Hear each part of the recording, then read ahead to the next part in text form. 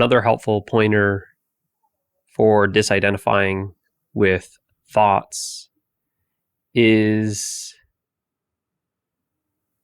letting go of this idea that they are your thoughts.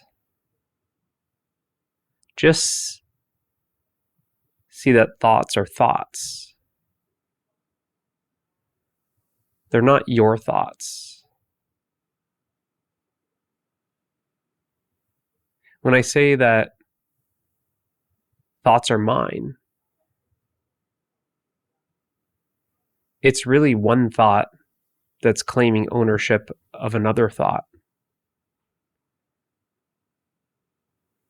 Feel how personal it feels when you say they're my thoughts, and sense this impersonal feeling when you say they're just thoughts. It's a lot easier to lose interest in thoughts when they're experienced as thoughts. Thoughts are much more interesting when they're your thoughts. So when we're disidentifying with the thoughts, it's really about not giving those thoughts so much attention. And you're going to give thoughts much more attention when you are claiming ownership of the thoughts.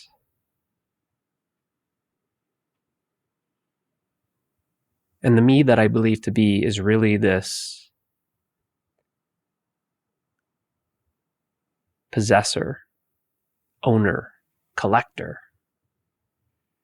It's always trying to possess and own.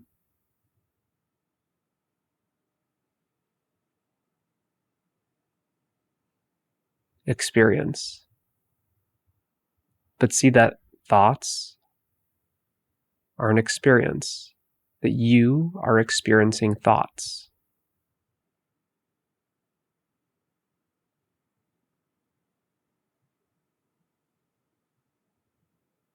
But when you make it your thoughts, the thoughts become so personal.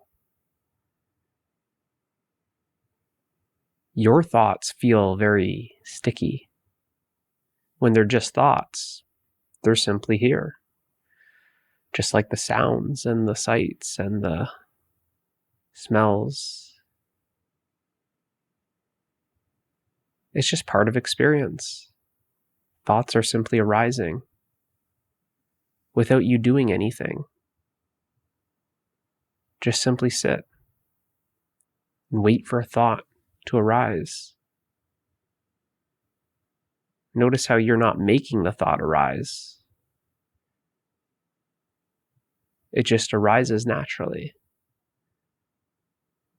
So a thought arises naturally on its own,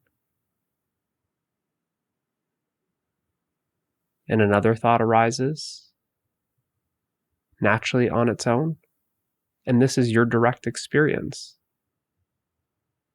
That you are experiencing thoughts arising. There's an awareness of thoughts arising.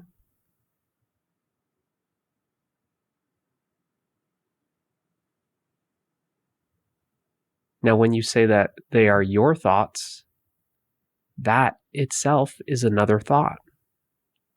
It's one thought claiming ownership of another thought. It's one thought claiming ownership of a collection of thoughts.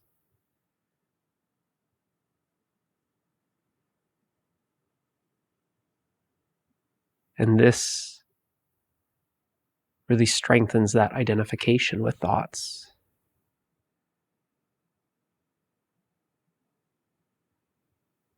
But it loses its strength very quickly when you simply observe your experience of thoughts. That there's just thoughts that are being experienced. Just like there's sounds that are being experienced. There's smells that are being experienced. There's sensations that are being experienced.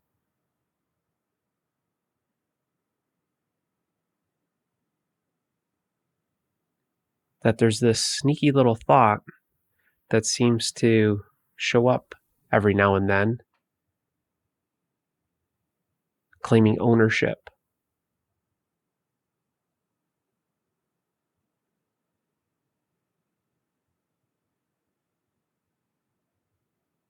Which then the thoughts become personal.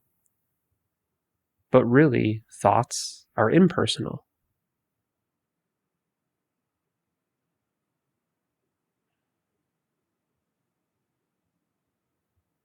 See that problems are always personal.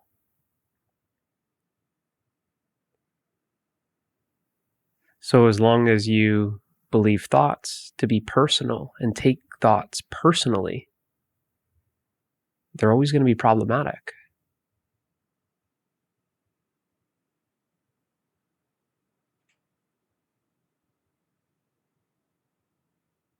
But when thoughts are seen to be impersonal,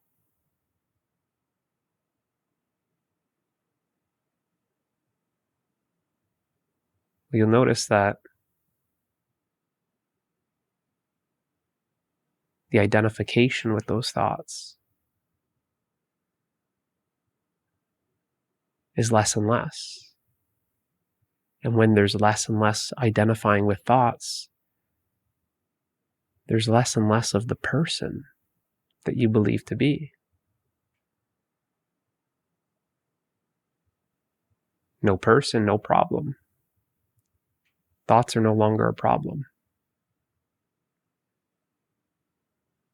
They're only a problem for a person. And when you see that the person is nothing more than a thought,